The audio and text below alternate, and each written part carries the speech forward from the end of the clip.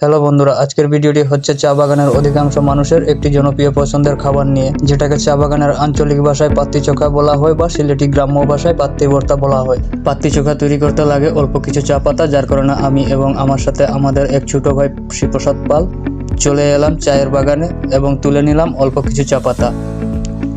এবার পানি দিয়ে পাতাটি ভালোভাবে ধুয়ে নিলাম, কারণ বিভিন্ন সময় চা গাছে বিভিন্ন ধরনের বিষাক্ত ওষুধ দিয়ে থাকে।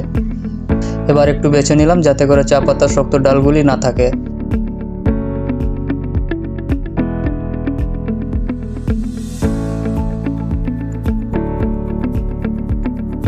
তারপর দু হাত দিয়ে পাতাগুলি ভালোভাবে মেশে নিলাম।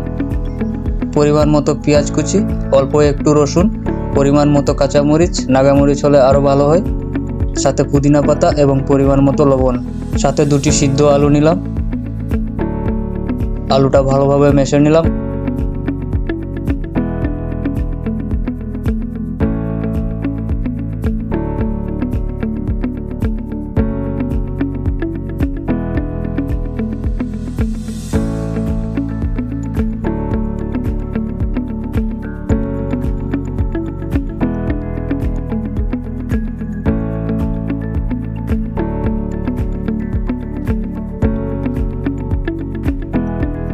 অল্প একটু সরিষার তেল এবং চানাচুর চা পাতাটি দিয়ে ভালোভাবে মেখে নিলাম এবং ফাইনালি হয়ে গেল পাত্তি চোখা বা পাত্তি ভর্তা।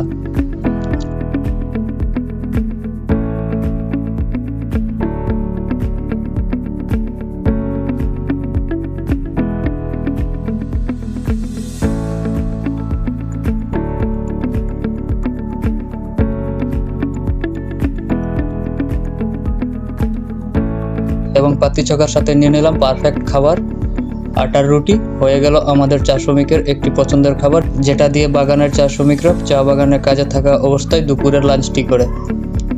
যদি আপনি শহরের হন অথবা বাগান ব্যতীত হন তাহলে জানাবেন ভিডিওটি কেমন হলো, আর যদি চা বাগানের থাকিস তো বলিস পাত্তি চোখাটা কেমন হলো। দেখা হচ্ছে পরের কোনো ব্লগে, তত পর্যন্ত সবাই ভালো থাকুন।